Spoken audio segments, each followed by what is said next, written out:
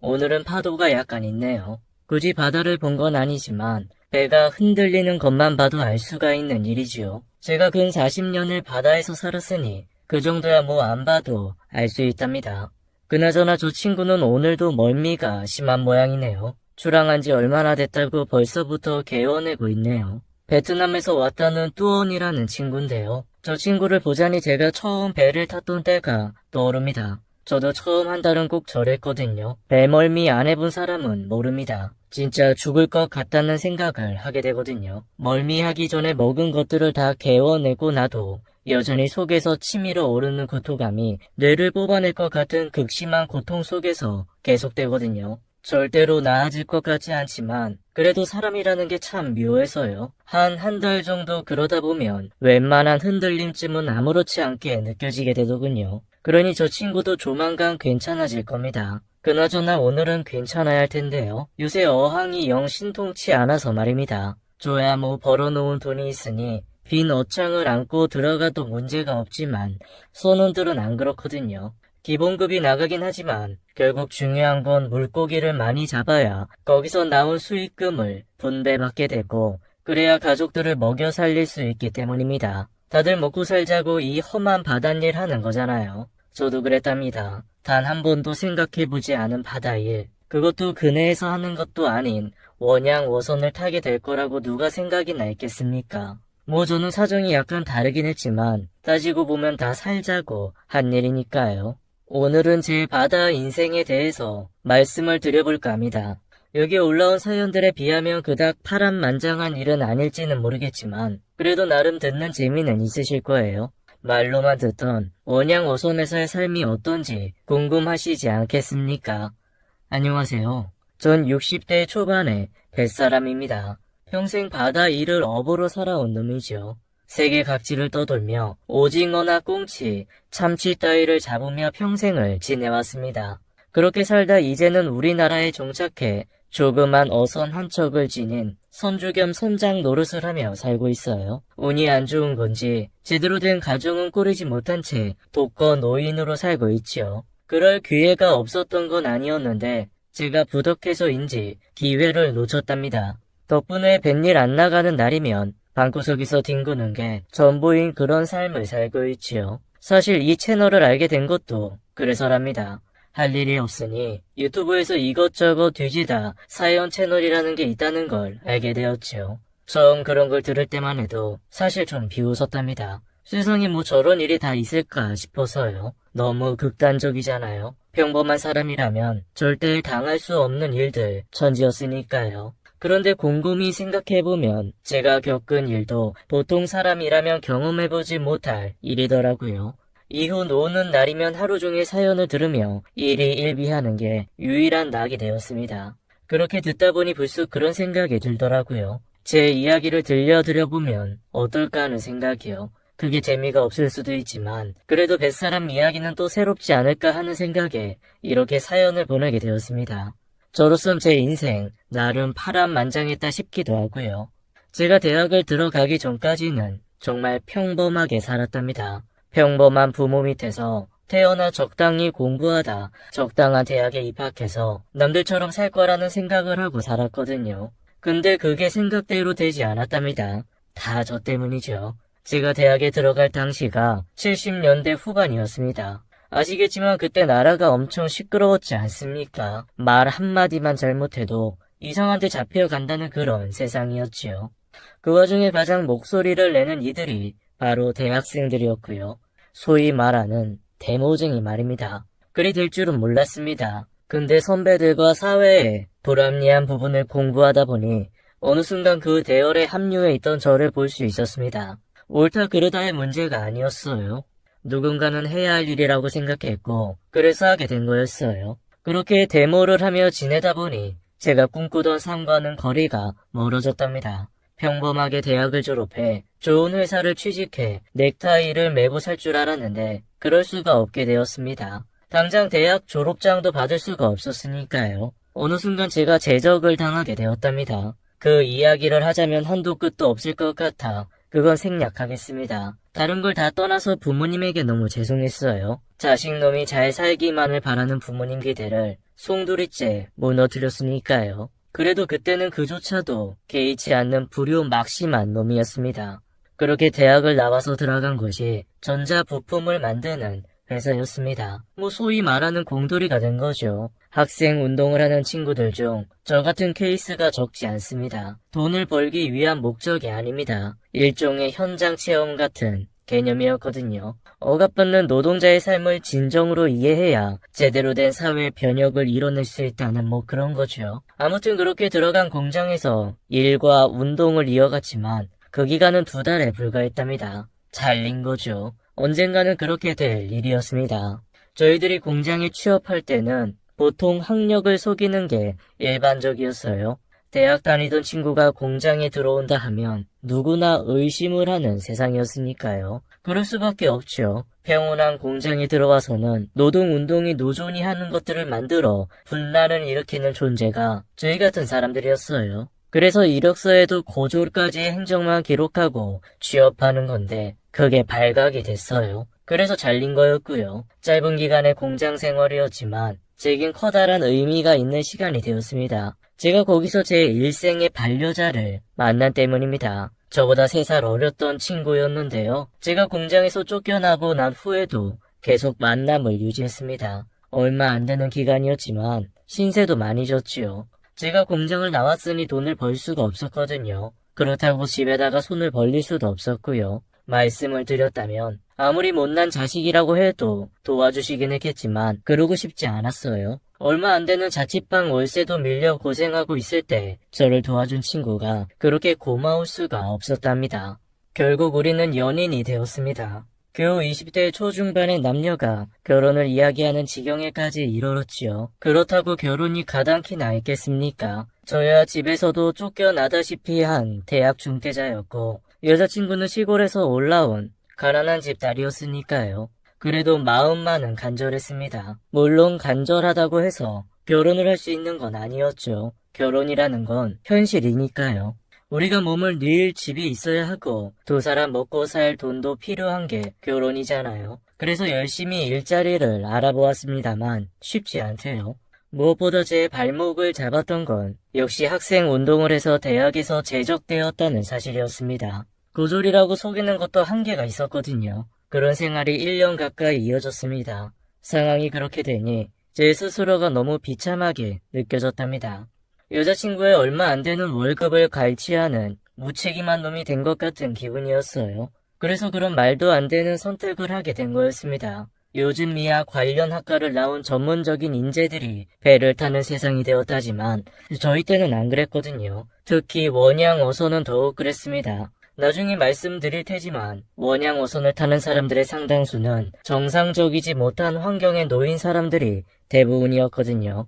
적어도 제가 경험한 바로는 그랬습니다. 저 같은 사람, 그러니까 어디 한 곳 오갈 데 없는 사람도 받아주는 유일한 곳이었달까요? 제가 그런 결심을 내비쳤을 때 여자친구가 많이 반대를 했답니다. 원양 어선을 탄다는 건 우리 2사람이 거의 못 보고 살아야 한다는 뜻이었으니까요. 그건 원양 어선의 구조 때문입니다. 원양 어선을 타려면 계약을 해야 하는데요. 계약은 기본적으로 1년 단위로 하게 됩니다. 저희는 그걸 항차라고 말하는데요. 1년짜리 계약이면 1항차, 2년짜리 계약이면 2항차 이런 식으로요. 근데 대부분은 1항차를 계약하게 됩니다. 그렇게 계약을 마치고 육지로 돌아온 후 다시 계약을 하거나 그만 타거나 하는 식이죠. 근데 선장이나 항해사, 기관장 같은 사관들이 아닌 경우라면 10중 8구는 계약 연장을 하지 않는 게 보통이에요. 이유는 단 하나, 너무 힘들어서입니다. 사실 벌이로만 보면 쉽게 포기할 수 없죠. 당장 저만 해도 제 친구들이 대학을 졸업하고 대기업 같은 곳에 들어가서 받는 것보다 더 잘 벌었으니까요. 그런데도 다시 계약할 엄두가 나지 않을 정도로 고되고 힘든 게 원양 어선입니다. 그런 걸 생각해보면 전 참 독한 놈이었습니다. 처음에 저를 본 갑판장님이 했던 말이 기억납니다. 저 친구 뭐야? 뼈밖에 없잖아. 아무리 사람이 없다 쳐도 너무한 거 아니야? 아이 몰라. 송장 지우게 돼도 나보고 뭐라고 하지 마라. 지금이야 일로 단련된 근육으로 웬만한 바디빌더 못지않은 몸을 가지고 있지만 그땐 진짜 근육이라고는 몸 어디에도 없는 그런 약골이었습니다. 평생 노가다로 단련된 사람들조차도 못 베기고 뻗는 게 뱃일이었으니 갑판장님이 저를 보고 걱정하는 것도 당연했습니다. 그 몸으로 그 긴 세월 버텼으니 제가 생각해도 놀랍긴 합니다만 그땐 어떻게든 버텨야 했습니다. 여자친구와의 미래를 만들 수 있는 유일한 방법이었으니까요. 그랬는데 그런 결말을 맞게 될 줄을 누가 알았을까요? 다 제 탓이죠. 이제 와서 그녀를 탓하면 뭐 하겠습니까? 그러나 그때는 달랐죠. 여자친구는 공장에 휴가를 내고 제가 원양 어선에 타기 며칠 전 부산으로 와주었습니다. 저희 배가 부산에서 떠나는 거였으니까요. 요즘에야 다니던 회사에 휴가를 내는 일이 아무것도 아니지만 예전엔 특히 공장에서는 그게 쉬운 일이 아니었습니다. 아마 작업 반장에게 엄청난 욕을 먹고 왔을 거였죠. 그렇게 부산으로 온 그녀가 마지막으로 저를 달랬죠. 그렇게 가지 말라고 해도 갈 수밖에 없었던 제 마음을 이해하고 나서는 자기가 저를 얼마나 사랑하는지 보여줬고요. 그렇게 그녀와의 밤을 지새우고 나서 전 마음에도 없는 말을 했습니다. 원양 어선을 타는 일은 사실 군대에 가는 것과 별반 다르지 않습니다. 아니 오히려 더 나쁘죠. 군대라면 휴가라도 나오니 1년에 두세 번은 얼굴도 볼 테고 눈치껏 전화 통화도 할 수나 있지만 원양 어선은 그것조차 불가능하니까요. 너한테 기다리라고는 못해. 그래도 나 열심히 할게. 나 마음이 변하지 않는다면 난 영원히 너만 사랑할 거야. 오빤 무슨 말을 그렇게 해. 오빠가 기다리지 말라고 해도 난 기다릴 거야. 그러니 제발 몸 조심히 건강히만 돌아와줘. 그땐 정말 절절했습니다. 하긴 둘 다 어린 나이였으니 그 사랑이 영원할 거라 믿기도 했고요. 그렇게 그녀는 서울로 보낸 후 전 비로소 배에 올라탔습니다. 저희 배는 오징어잡이 어선이었는데요. 500톤짜리 배였습니다. 지금 제가 몰고 있는 어선이 10톤짜리이니 그에 비하면 엄청나게 큰 배지만 사실 원양 어선으로는 그리 큰 배가 아니었습니다. 참치잡이 어선인 경우는 1000톤 혹은 그 이상인 경우도 많으니까요.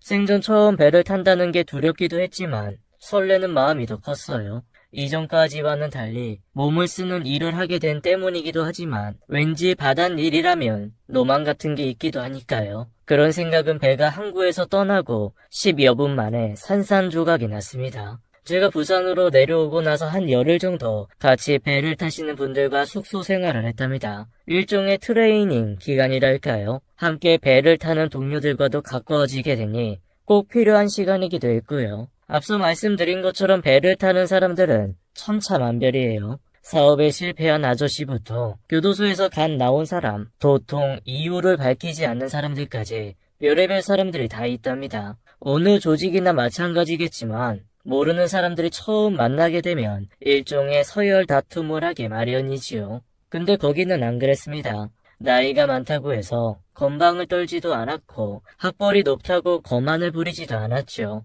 모두 다 인생의 마지막에서 선택한 뱃일이라는 생각에 절로 겸손해지나 생각했답니다. 저희 상사인 갑판장님과 항이사님께서도 친절하셨으니 어린 마음에 일할만 하겠구나 했죠. 딱 거기까지였습니다. 배가 떠나면서 사람들이 완전히 달라졌거든요. 우리나라가 동방예의지국이라는 건 우리나라 안에 있을 때뿐이더라고요. 배가 육지를 떠나 바다에 접어들자마자 들리는 건 오직 반말뿐이었거든요. 이것도 순화시켜 말씀드린 거예요. 나이가 적건 많건 똑똑하건 무식하건 다 상관없었답니다. 거기선 누구나가 다 그냥 선원일 뿐이었으니까요. 모든 행동 하나하나에 쌍욕을 먹어야 하는 그런 신세였죠. 그럼에도 그 누구도 불평을 하지 않았어요. 다들 자신의 처지를 잘 알고 있었으니까요. 그리고 들을 말도 있었고요. 원양 어선 내에서 말 안 들어서 쥐도새도 모르게 바다에 버려져도 누구 하나 상관 안 한다는 그런 말 말입니다. 다 물색 모르는 사람들이 하는 소리였어요. 아무리 대한민국의 법이 와닿지 않는 먼 바다라고 해도 그런 일이 가능한 건 아닙니다. 그러나 아주 틀린 말 역시 아니에요. 당장 저도 제가 타고 있는 배에서 세 사람이 죽어나간 걸 봤으니까요. 하나는 자기가 바다에 뛰어든 케이스였고 둘은 밧줄에 걸려서 혹은 파도에 휩쓸려서 빠진 케이스였답니다. 구할 수 있지 않겠냐고 생각하시겠지만 남태평양의 파도는 저희가 생각하는 수준이 아니라는 게 문제입니다. 흔히들 하는 말로 집채만한 파도라고들 하잖아요. 정말이거든요. 그런 파도에 휩쓸리면 아무런 방법이 없답니다. 잡설이 길었네요. 아무튼 저희들은 진짜 온갖 쌍욕을 들으며 일을 했습니다. 처음엔 도저히 참을 수 없을 것 같다고 느꼈지만 그것도 지내다 보면 인이 백이더라고요. 사실 진짜 괴로운 건 그게 아니었어요. 제가 탄 배가 오징어를 잡으러 가는 곳이 아르헨티나 근처 남태평양 부근이었어요. 그 먼 곳까지 가서 오징어를 잡아야 할 이유가 어디 있겠냐 싶으시겠지만 찾는 사람이 많으니 국내에서 잡히는 오징어만으로는 수요를 맞출 수가 없었습니다. 국내에서 잡히는 오징어는 사람들 입으로 들어가는 것만으로도 소진이 됐거든요. 근데 오징어가 필요한 곳이 그뿐만이 아니었답니다. 오징어가 쓰이는 곳이 참으로 다양하더군요. 화장품 재료로도 쓰이고 사료 재료로도 쓰이는 등 여러 곳에서 오징어를 원한 때문이었어요. 그리고 지구 반대편까지 가서 오징어를 잡아야 싶겠지만 이유가 있었어요. 대부분이 중남미 국가들이 특별히 오징어 소비를 하지 않다 보니 우리 바다에선 볼 수 없는 수많은 오징어들이 살고 있었답니다. 잡지 않으니 남아도는 거죠. 진짜 상상 이상으로 많은 오징어들을 잡을 수 있답니다. 우리 바다에서 잡은 것의 몇 배, 아니 그 이상의 수확이 가능하다 보니 그 먼 곳까지 가는 거였죠. 문제는 거기까지 가는데 걸리는 시간이랍니다. 저희 배가 시속 10노트 정도의 속도를 지닌 배였는데요. 노트라는 건 바다에서 쓰는 용어로 킬로로 환산하면 2킬로가 좀 안 돼요. 엄청 느린 거죠. 1시간 내내 달려도 20km를 못 가니까요. 그 속도로 24시간 내내 달려서 목적지인 아르헨티나 근처까지 가는데 대충 50일 정도가 걸려요. 진짜 지겹더라고요. 뭐 그런다고 그 동안에 마냥 노는 것도 아니지요. 그 50일 내내 배에 녹을 벗겨내고 어업 준비하고 그런 걸로 시간을 때운답니다. 그래도 지겹긴 해요. 너무 지겨워서 죽겠다는 말을 느낄 수 있는 순간이랍니다. 사실 그건 그냥 맛보기 수준이고요. 진짜 고생은 그런 수준이 아니었답니다. 적도 부근의 바다를 지날 때면 말 그대로 찜통 안에 갇히는 느낌이라 숨이 턱턱 막히기도 했고요.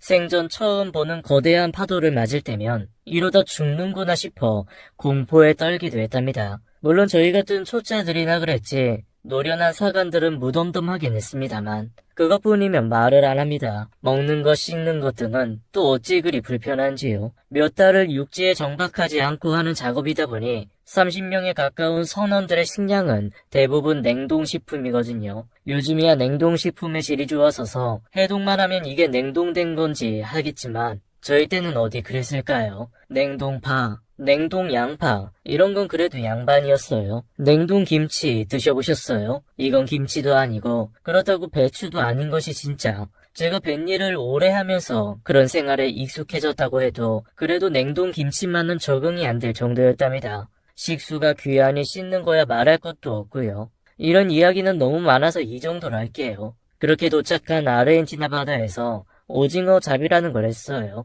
사실 잡는 방식은 우리나라에서 하는 것과 별반 차이가 없어요. 대낮같이 불을 밝히고 낚싯줄에 야광찌를 묶어서 수십 미터 더 아래로 보냅니다. 그렇게 해서 몇 마리나 잡겠냐 싶겠지만 취미로 하는 낚시꾼들처럼 두세 개를 쓰는 게 아닙니다. 잘 모르실 테지만 조상기랑 기계로 끌어올리는 건데 쉽게 생각하면 그물로 던져서 잡는 거랑 별반 차이가 없을 정도로 엄청나게 잡습니다. 그게 또 사람 미치게 하는 작업이랍니다. 집어든 불빛은 뜨겁지 오징어들은 발악을 하며 먹물을 내뿜지 작업 도중 끊임없이 몰려드는 거대한 파도에 대한 공포까지 겹치는 순간이면 새삼 거기가 지옥이구나 싶어질 정도입니다. 그래도 결국 거기도 사람 사는 곳이긴 합니다. 한 몇 달 그리 살다 보면 어느새 무덤덤하게 일만 하는 자신을 발견할 수 있거든요. 그게 전부라면 한번 원양 어선을 탔던 선원들이 많은 보수를 마다하고 재계약을 포기하지는 않을 겁니다. 일이 고되기는 해도 그만큼의 대가가 따르니까요.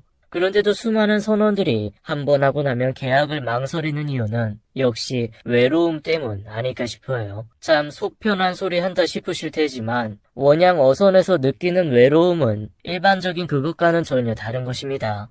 매일같이 반복되는 중노동에 지쳐가는 건 몸만이 아니거든요. 몸이 지치는 만큼 정신 역시 허약해져 간답니다. 어디에 눈을 돌려도 똑같기만 한 바다, 일에 지쳐 대화하는 것조차 잊어버린 사람들, 잠자리에 누울라 치면 수시로 흔들어 깨우는 바다의 소음을 듣다 보면 어느 순간엔 내가 왜 이러고 살아야 하나 싶은 순간들이 밀려갔다 밀려옵니다. 그렇게 몇 달을 이어지게 되면 정상적인 사고조차 불가능해지기도 하고요. 요즘으로 치면 쪽방 같은 잠자리의 불편함은 거기에 비하면 양반이랍니다. 그렇게 3달을 눈 뜨면 오징어를 잡고 눈 감으면 자고 그러다 깨서 외로움에 허덕이며 살았습니다. 오징어 성어기가 5월부터 7월인 게 다행이었죠. 물론 그게 끝이 아니었습니다. 오징어 잡이가 끝나면 다시 꽁치를 잡으러 가야 했거든요. 저희가 일하는 남태평양에는 꽁치가 별로 없어 북태평양으로 가야 하는 일정이었습니다. 그게 또 1달 반이었네요. 북태평양으로 가는 길은 역시나 남태평양으로 향할 때처럼 지루함의 연속이었습니다. 그래도 한 3달 일했다고 나름 어부인 양 자부했습니다만 이게 착각이었습니다. 오징어 잡이는 꽁치잡이에 비하면 신선 노름 수준이었으니까요. 계속 이야기가 길어지네요. 간략히 말씀드릴게요. 꽁치잡이가 시작되면 잠을 거의 못 자요. 그물잡이라 힘도 더 들고요. 한 그물에 평균 400톤의 꽁치가 걸려 올라오는데요. 이걸 하루에 수차례 반복을 해야 합니다. 이유는 하나예요. 보다 많이 잡기 위해서죠.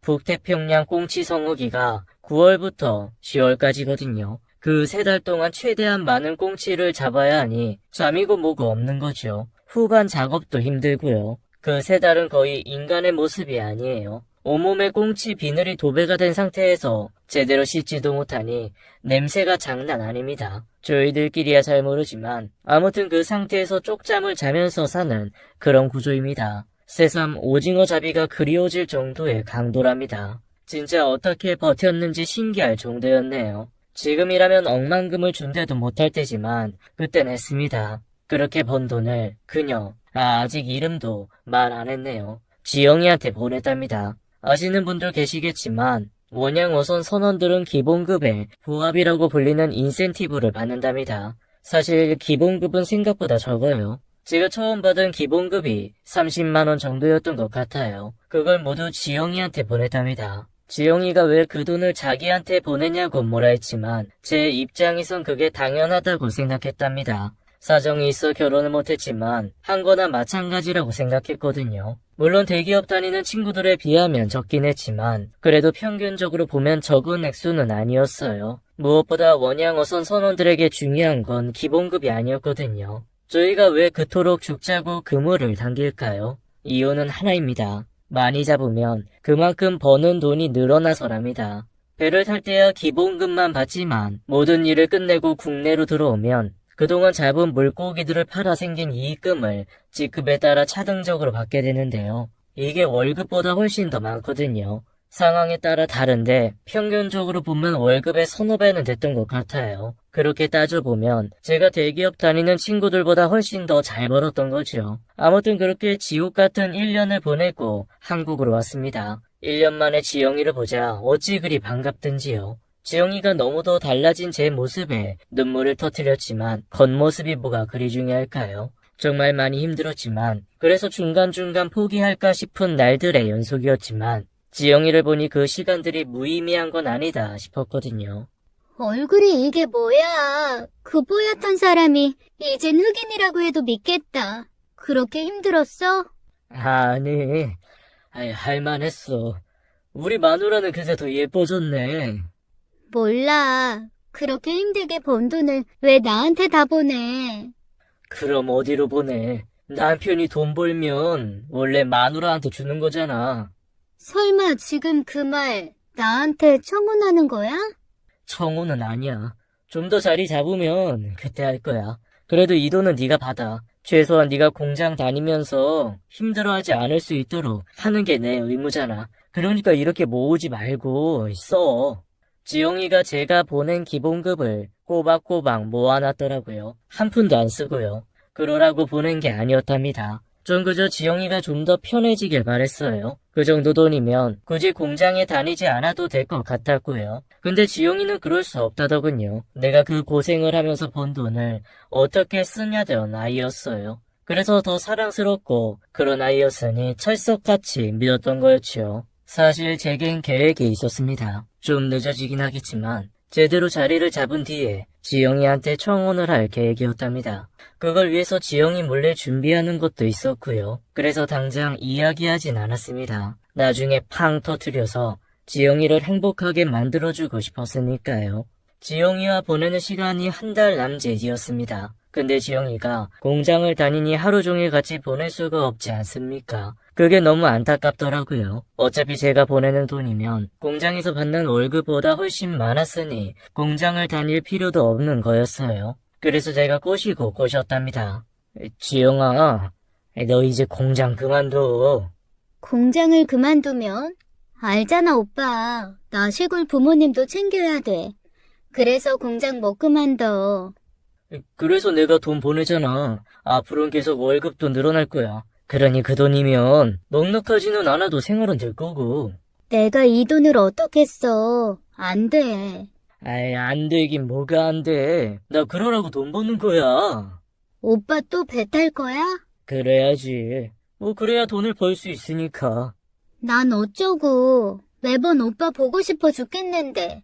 지영이는 내가 1년 배를 탄 것으로 바닷일을 그만두는 거라고 생각했나 봐요. 사실 그런 고민을 수도 없이 했지만 그럴 수 없었어요. 지영이와의 미래를 제대로 만들려면 제가 계속 배를 타는 것이 가장 확실했거든요. 물론 그 때문에 제가 지영이를 외롭게 만든 건 사실이에요. 그렇지만 그 정도 희생은 감수해야 한다고 생각했어요. 제 계획대로라면 한 5년, 늦어도 7, 8년이면 제 목표를 이룰 수 있을 것 같았거든요. 근데 지영이는 아니었나 보더라고요. 지금아 생각해보면 저도 지영이도 서로에게 못할 짓을 한 거였어요. 눈에서 멀어지면 마음에서 멀어지는 세상 이치를 몰랐던 거죠. 어리석었죠. 전 사랑이라는 게 영원히 가는 것인 줄 알았으니까요. 저희 만나고 처음으로 의견이 달라 때론 삐치고 또 때론 울기도 했습니다. 그래서 결국엔 지영이가 제 뜻을 받아주었습니다. 고마웠어요. 오빠 생각이 그렇다니 할 수 없지만 그래도 힘들면 언제든 돌아와. 우리 미래도 중요하지만 난 당장 눈앞에 오빠가 있는 게 더 좋으니까. 알아. 그래도 조금만 참아. 그리고 말한 대로 공장은 그만두고. 알았지? 사실 지영이가 공장을 그만두지 않는다고 제가 어쩔 수도 없었습니다. 저 먼 남태평양에서 달려올 수도 없었으니까요. 어쩌면 지영이는 말만 그렇게 하고 공장에 계속 다닌 건지도 모릅니다. 제가 번 돈을 허투루 낭비하기 싫어서였죠. 아마 3년은 그랬던 모양이었습니다. 제가 확인한 걸로는 그래요. 결국 지영이가 저를 사랑한 기간은 그 정도쯤이었을 겁니다. 전 그것도 모르고 20여 년을 지영이만 보고 살았고요. 바보 같지만 다 제 탓이죠. 그놈의 욕심이 뭔지. 오래만 하고 간둔다고 다짐하기를 수차례 마침내 제가 목표하던 바를 이루었습니다. 딱 7년 걸렸어요. 제 나이도 30이 넘었고 지영이도 30을 목전에 바라보던 때였습니다. 지영아, 우리 결혼하자.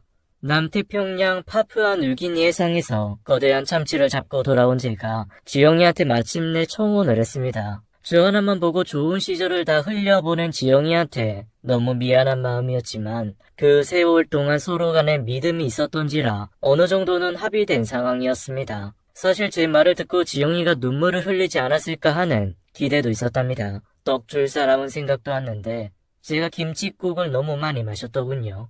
결혼? 꼭 그래야 돼? 그냥 지금처럼 살면 되잖아. 우리가 서로 사랑하는 마음만 있으면 난 그걸로 좋게. 아이, 그래도... 전에 오빠도 그랬잖아. 오빠가 나 아내로 여겨서 돈 다 보내는 거라고. 아니야? 아이, 당연히 그렇지. 그러니 내가 매달 월급을 다 보내는 거지. 그래도 이젠 나이도 있으니 정착하는 게 맞지 싶어. 그래서 말인데, 그간 숨겨왔던 비밀 보따리를 터뜨리려고 했습니다. 그 사실을 알고 나면 지영이가 안심하고 웨딩 드레스를 입지 싶어서였어요. 근데 그럴 수 없었습니다. 오빠 미안한데 나 지금 약속 있어서 나가봐야 돼. 오늘 좀 늦을지도 몰라. 친구들이랑 한 약속이라. 이야기는 다음에 해. 나 다녀올게. 그렇게 지영이는 채 이야기를 끝내지도 않고 불이 나게 나가버렸답니다.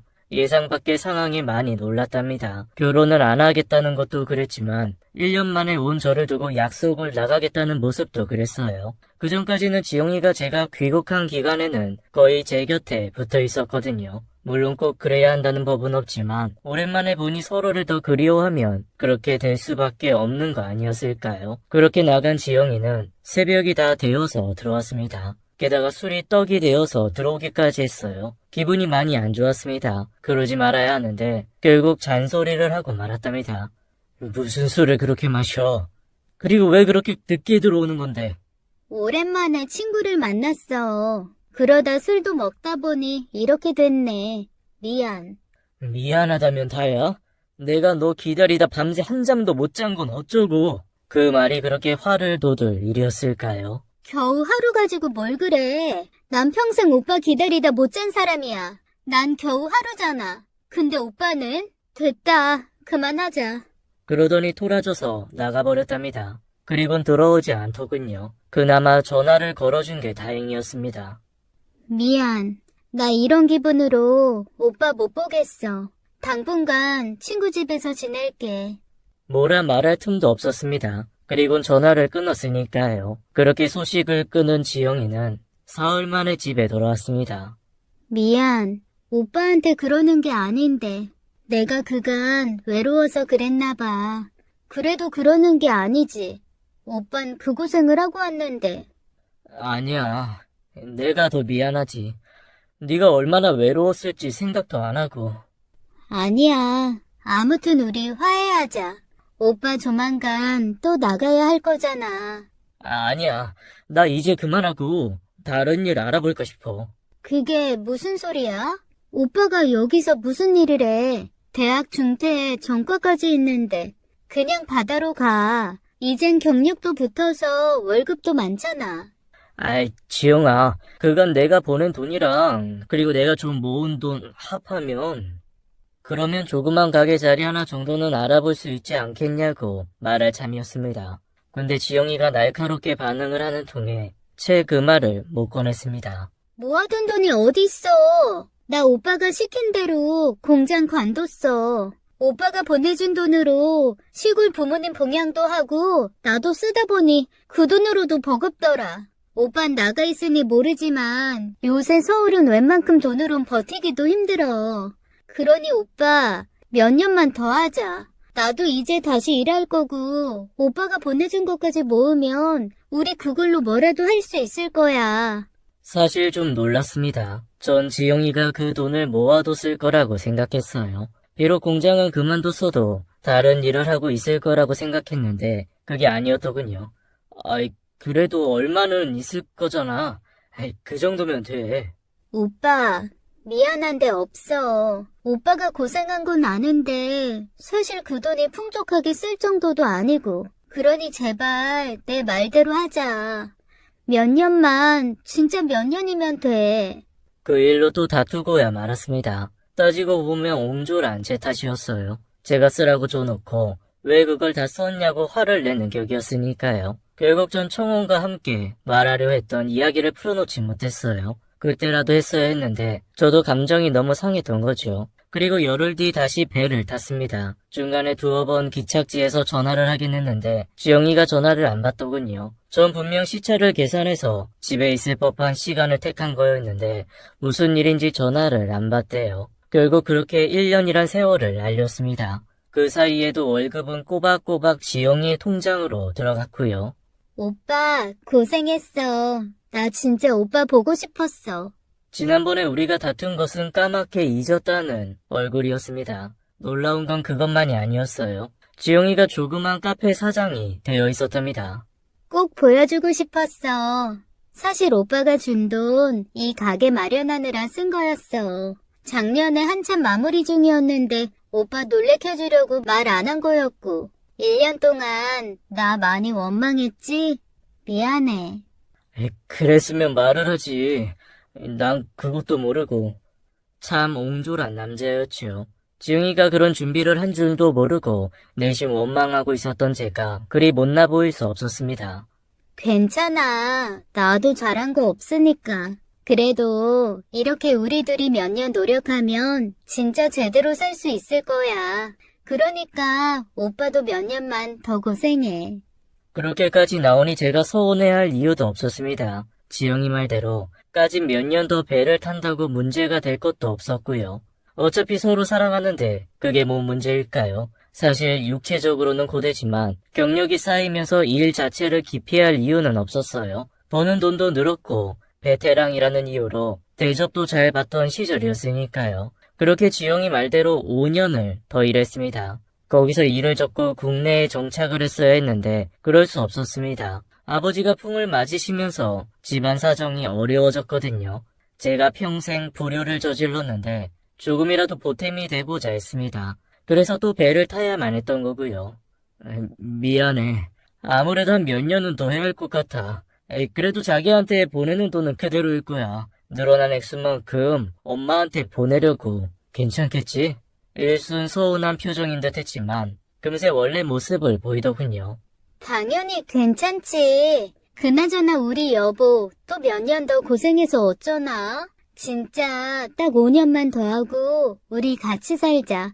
알았지? 그렇게 5년을 더 정처 없이 떠돌아다녔습니다. 20대 중반의 청년이 40대를 훌쩍 넘긴 중년이 되도록 떠돌아다닌 인생이었어요. 사실 그 즈음엔 이게 제 천직이 아닐까 하는 생각도 적지 않았습니다. 뭐랄까요? 1년에 한두어 달 한국에 나와 있을 때에도 예전처럼 그렇게 막 포근하다거나 하는 느낌을 못 받아서일까요? 아무래도 안착할 곳이 없어 그런 것 같았어요. 예전이면 저랑 시간 보내기 급급하던 지영이도 어느 순간부터는 자연스레 자기 일을 하느라 저를 못 보는 일이 잦아졌거든요. 하긴 항상 뜨겁게 사랑하던 때와 모든 것이 같을 수는 없지 않습니까? 결혼만 안 했다 뿐이지 20년 가까운 세월을 부부처럼 살았습니다. 그쯤이면 권태기가 오는 것도 이상하지 않고요. 물론 그건 제가 아니라 지영이 입장에서 한 말입니다. 전 안 그랬거든요. 20살 그 시절이나 중년이 된 그때나 여자라곤 지영이가 유일했으니까요.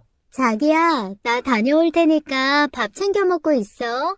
일 때문에 늦을 거야. 일 때문이라는데 뭘 하겠습니까만 왠지 예전과는 달라진 듯한 지영이 모습이 서운한 것만은 어쩔 수가 없었습니다. 그래서가 아닐까 합니다. 언제부턴가 땅 위에 있는 집보다 바다에 떠있는 배 안에 있는 조그만 제 침상이 더 편하게 느껴졌답니다. 만약에 그 일이 없었다면 전 60이 넘고 70이 넘어서도 태평양을 떠돌았을지 모르겠습니다.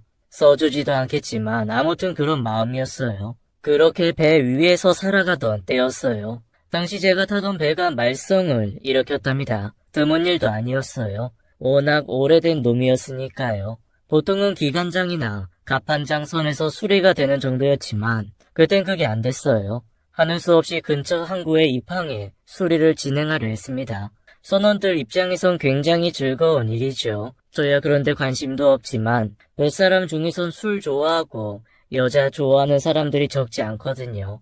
그래서 그런 때 이국의 정치를 맘껏 느끼곤 하지요. 짧으면 열흘, 길어도 한 달이면 수리를 마치고 다시 바다로 돌아가선 그간 못 채운 어획량을 채워야 하는 통에 고생이 갑절이 되는 일이었지만 어디 뱃놈들이 그런 생각을 한답니까? 저야 그저 그 시간 동안 휴식을 취하는 게 다였는데요. 문제가 보통 심각한 게 아니었어요. 도저히 수리가 안 되는 정도의 고장이었답니다. 당연히 난리가 났죠. 어떻게든 현지에서 방법을 찾으라는 게 회사의 지시였는데 그럴 수가 없었습니다. 결국 조업을 중단하고 귀국하란 명령이 떨어졌답니다. 아쉽긴 해도 어쩔 수 없었어요. 그렇게 한국으로 돌아왔어요. 그리고 바로 집으로 갔죠. 지영이를 놀래키고 싶은 마음이었어요. 아직 남태평양에 있어야 할 제가 갑자기 들이닥치면 어떤 표정을 지을지 너무 궁금하대요. 면세점에서 지영이가 좋아할 만한 것들을 사서 집으로 갔습니다. 그리고 벨을 눌렀죠. 지영이가 나오면 놀래켜줘야 하지 싶어 문 뒤에 숨기까지 했습니다. 그런데 지영이가 아니라 웬 남자가 나오지 뭡니까? 처음엔 제가 집 호수를 착각한 걸로 생각했습니다. 그런데 분명히 집 주소는 맞았습니다. 에이, 누구세요? 저 여기 윤지영 씨네 집 아닌가요? 맞는데요. 누구세요? 그 말을 듣는데 머릿속이 하얘지더라고요. 저를 뭐라고 소개해야 되나 싶어서요. 스스로는 저를 지영이 남편이라고 생각했는데 막상 그렇게 물어오니 쉬 대답이 나오질 않았기 때문이었어요. 저는 지영이 애인입니다. 네? 이 사람 술 먹었나? 누님이 남편이 어딨어? 아니, 애인이라고 했나? 그럼 더더욱 말이 안 되지. 누님 애인은 난데. 당신 도대체 누구야? 저 진짜 바보 같았습니다. 스스로 자신을 지영이의 애인이라는 남자의 호통에 당황해 도망치듯 자리를 떴으니까요. 한참을 달린 후에 어느 버스 정류장 의자에 앉아서 생각을 정리했습니다. 도대체 무슨 일인지 알 수가 없었어요. 그러다 예전에 선배들이 한 말이 떠오르더라고요. 원양어선을 타려면 나처럼 홀가분해야 하는 거야. 그거 알지? 원양어선 타러 나온 유부남들이 막상 시간이 흘러서 집에 가면 자기가 모르는 애기 울음소리 들리더란 말. 아이 뭐 드문 일도 아니지. 여자도 내 품에 있을 때 내 여자지. 안아줄 남편도 없는데 요즘 세상에 누가 지조를 지키냐고. 저야 결혼을 한 것도 아니었고 무엇보다 지영이가 그럴 여자가 아니라는 확신이 있을 때여서 그런 상상 자체를 하지 않았습니다만 다른 유부남 선배들은 꽤나 심각한 표정이더군요. 설마 그럴까 싶었던 그 일이었습니다. 아무리 생각해봐도 방금 전 보았던 그 남자가 지영이와 특별한 관계란 건 분명했습니다. 그게 아니라면 주인도 없는 집에서 그렇게 헐렁한 옷을 입고 있을 리가 없으니까요. 제가 너무 안일했던 거죠. 전 왜 지영이가 항상 저만을 바라보며 살 거라고 생각한 것인지 모르겠습니다. 따지고 보면 세월만 길었지 실제로 알콩달콩 살았던 시간 자체는 얼마 되지도 않은 사이인걸요. 그러니 충분히 지영이가 그럴 수 있지 않나 자주하다 고개를 흔들었습니다. 말이 안 되는 소리입니다. 결혼만 안 했을 뿐이지 전 지영이를 제 아내라고 생각했으니까요. 그렇게 그 긴 시간 꼬박꼬박 월급을 다 보낸 거였고요. 너무 화가 났습니다. 당장이라도 달려가 집을 뒤엎어버릴 마음으로 일어서려는데 왠지 그런 제 자신이 너무 초라해 보이지 뭡니까? 무슨 기분이었는지 잘 모르겠더군요. 꼭 그런 감정이었습니다. 하루 종일 조업을 하고 온몸에 기운 다 빠진 채로 밤바다를 올려볼 때 그 막막함 같은 거예요. 세상 모든 것이 다 부질없어지는 그런 기분이었습니다. 집으로 달려가는 대신 근처의 허름한 술집으로 향하는 것도 그래서였습니다. 별들이 쏟아지는 밤바다를 보며 막막해질 때면 어김없이 혼자서 술을 홀짝이던 그때의 습관을 반복한 거였어요. 조업 중에 술을 먹으면 안 되지만 그렇다고 안 먹는 것도 아니었답니다. 경험 없는 초짜들이 그러면 행여 사고가 일어날까 싶어 사관들이 단단히 막기 일쑤였지만 저처럼 노련한 베테랑한테는 잘 그러지 않는답니다. 서로 존중해주는 의미랄까요. 그래도 일하는데 지장을 끼치지 않음을 알기 때문이었죠. 분명히 저는 네온 쌓인 화려한 도시에 있음에도 마치 바다에 떠있는 듯한 심정으로 술을 기울였습니다. 술이 들어갈수록 차분해지는 마음을 들여다보며 스스로 놀라기도 했어요. 사실 말을 안 한 거지 모른다고 할 수는 없었습니다. 한때는 내가 배를 타지 않기를 바라며 내 소매자락을 움켜쥐던 지영이가 언제부턴가는 내가 배를 타지 않는 게 못내 불안하고 불편하다는 식으로 반응했으니까요.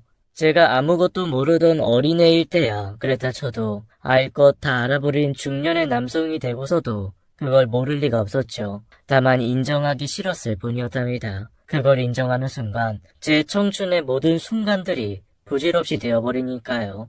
생각해보면 제가 배를 탄 건 지영이와의 미래를 그리기 위한 수단이었지만 죽을 만큼 힘들고 때론 진짜 죽음의 위기를 수차례 겪으면서도 끝끝내 무거운 그물을 끌어올릴 수 있었던 건 모두 지영이와 관련이 있었고요.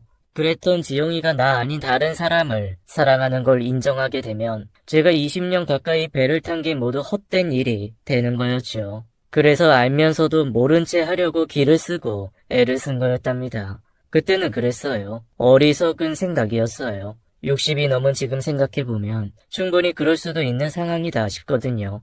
제가 지영이한테 그 어떤 확신도 주지 못했으니까요. 정말로 그랬다면 하다못해 혼인신고라도 하는 게 맞았겠죠. 근데 안 그랬답니다. 지영이가 결혼식도 혼인신고도 필요 없다고 말해서 그랬다고 변명하겠지만 그건 그냥 변명이었어요. 진짜로 제가 원하고 바랬다면 그래야 했겠죠. 어쩌면 그리도 미숙한 인간이었는지요. 그러나 당시엔 그런 마음이 아니었어요. 취기가 오를수록 머릿속은 명확해져 갔습니다. 어쩌면 오해일 수도 있고 서로 사실이라고 해도 지영이와 이야기를 해야 했습니다.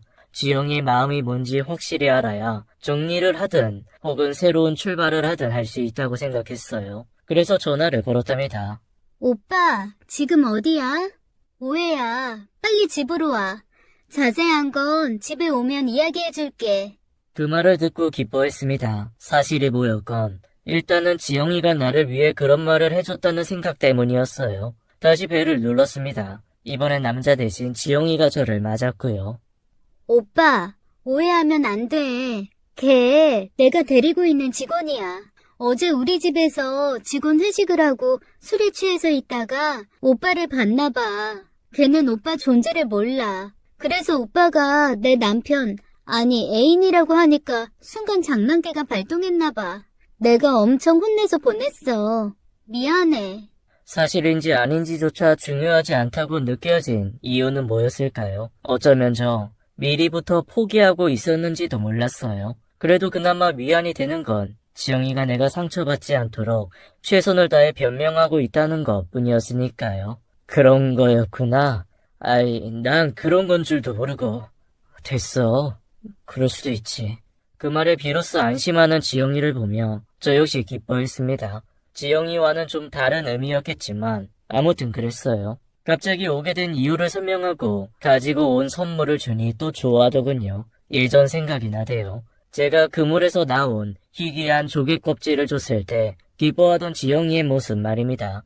단돈 100원의 가치도 없는 알량한 조개 껍질 하나에도 진심으로 기뻐하던 지영이. 그러나 세월이 너무 많이 흘렀습니다. 더 이상 지영이는 조개 껍질에 즐거워할 수 없는 사람이 되어 있었답니다. 남자를 쫓아보내면서도 집안 여기저기 남아있는 남자의 흔적을 지우지 못한 지영이를 보며 마음을 정리해갈 수 있었습니다. 다음날 함께 귀국한 선원들과 나머지 일정을 가져야 한다는 핑계로 집을 나섰습니다. 제 나름대로는 마음을 정리할 시간이 필요해서였습니다.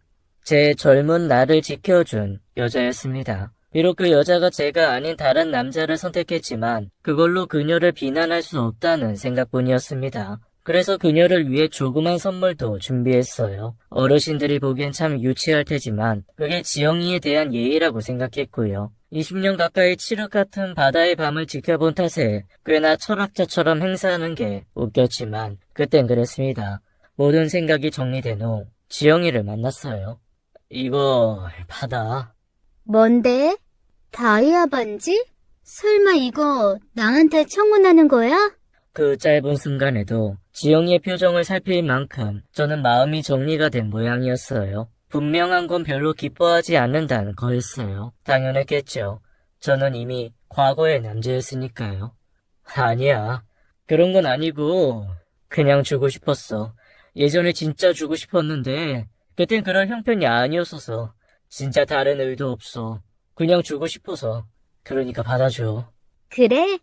그런 거라면 뭐. 근데 이거 몇 부야? 지영이의 눈이 반짝이더군요. 제 마음이 얼마나 큰지보다는 다이아가 얼마나 큰지가 더 중요해 보였습니다. 그걸 보니 완벽하게 마음을 정리할 수 있겠더라고요. 그동안 고마웠어. 그리고 많이 미안했고. 그게 무슨 소리야? 우리 인연은 여기까지인 것 같다. 이제 지쳤어. 배도 사람도. 진짜 이상하네. 도대체 왜 그래? 그냥 지쳤어. 이제 쉬고 싶어. 그냥 조용한 시골 마을에 조그만 집 짓고 그렇게 살았으면 싶어서. 나보고 같이 그렇게 살자는 말이야? 아니야. 나 혼자 살 거야. 넌 네 인생이 있으니까. 진심으로 미안하게 생각해. 네 인생, 네 젊음 다 날려버리게 한 것 같아서. 그러니까 지금 헤어지자는 말이네. 맞아? 헤어진다기보다는 우리 인연이 다 한 걸로 인정하자는 거야. 참 어이없다. 자기 말대로 내 젊음 다 갉아먹고 이젠 버리는 거야? 왜? 내가 늙고 시들어서? 그래서 젊은 여자라도 찾을 거야? 그런 거 아니야. 자기도 알잖아. 우리 인연 끝난 거. 원래 도둑이 제발 저리는 법이죠. 제가 힐책한 것도 아닌데 불끈하더군요. 설마 나 의심해? 그 남자 직원이라니까. 진짜 기가 막혀서. 그래 끝내. 근데 이대로는 못 끝내. 내 인생 가져갔으니 위자료는 받아야겠어. 그간 내가 번 돈 모두를 다 줬어.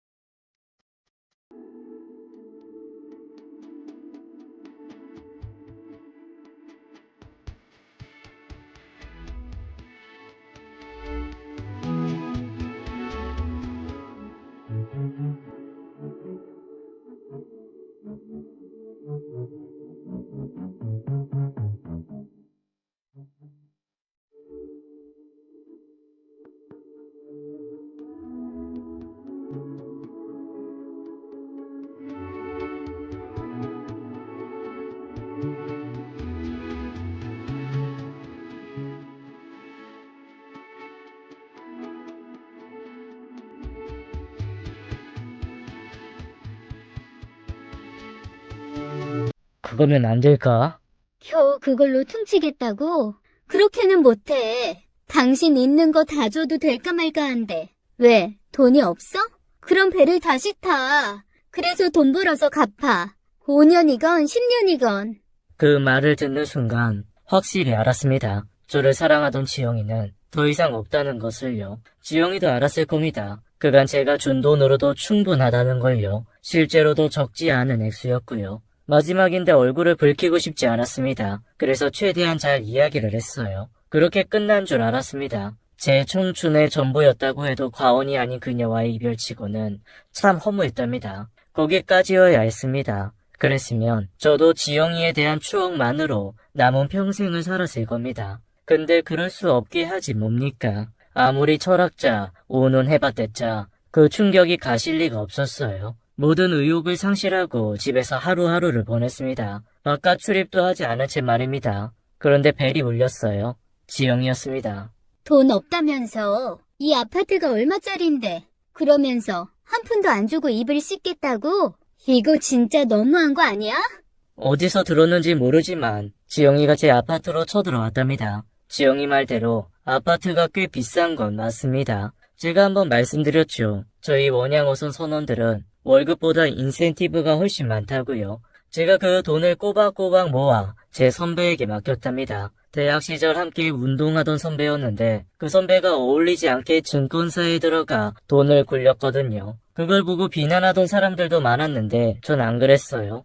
사람마다 다 갈 길이 다른 법이니까요. 원체 따르던 선배라 그 선배에게 돈을 굴려달라 그랬습니다. 선배는 제가 바다에서 물고기와 씨름할 동안 제 돈을 차곡차곡 불려주었고요. 이 아파트도 선배의 권유로 구입했답니다. 처음 살 때만 해도 이 정도는 아니었는데 대한민국 부동산이 너를 띄면서 고가의 아파트가 된 거고요. 그것 말고 주식도 상당히 가지고 있었습니다. 그 역시 선배의 도움 때문이었죠. 그걸 지영이가 알게 된 모양이었어요. 지영아, 무슨 소리를 들었는지 모르겠지만 우리 그러지 말자. 그냥 가줬으면 좋겠어. 진짜 갈수록 이혼을 했으면 위자료 주는 게 당연하지 않아? 난 그럴 자격 있어. 사실혼이란 말 들어봤어? 혼인신고 안 해도 진짜 부부처럼 살았다면 실제 부부처럼 위자료 줘야 한다는 말이야. 정 싫으면 그대로 있어. 내가 소송 걸어서 직접 받아낼 테니까. 진짜로 그러더군요. 기가 막히더군요. 사람에 대한 믿음이 절벽으로 내려박혔답니다. 정말 위자료를 줄까 싶었습니다. 돈이 뭐 그리 중요해서요. 근데 선배가 그걸 막아주었답니다. 무기력한 저를 대신해 온갖 증거를 다 모아주었어요. 지영이의 남자 관계부터 그간 제가 주었던 돈의 내역까지요. 저와 사실혼이라고 주장하던 지영이가 그간 서너 명의 남자와 동거했다는 기록까지 나오자 비로소 꼬리를 내리더군요. 그러면서 자기 사정이 너무 어려워서 그러니 자기를 불쌍히 여겨 돈을 달라던 지영이를 보며 전 서울 생활을 정리했습니다. 그리고 이곳으로 내려와 조그만 배 한 척을 사서 소일거리 겸 뱃일을 이어가고 있어요. 큰 돈이 되는 건 아니지만 역시 좀 뱃놈인가 봅니다. 배를 타고 바다를 헤칠 때면 그렇게 마음이 편해질 수 없으니까요. 아마 죽을 때까지 그러지 않을까요? 어떻게 제 이야기가 마음에 드셨습니까? 다 이야기하고 나니 진짜 별거 없네요. 그냥 바보 같은 뱃놈의 투정이라고 생각하시고 어여삐 봐주시면 감사하겠습니다. 다들 좋은 하루 되십시오.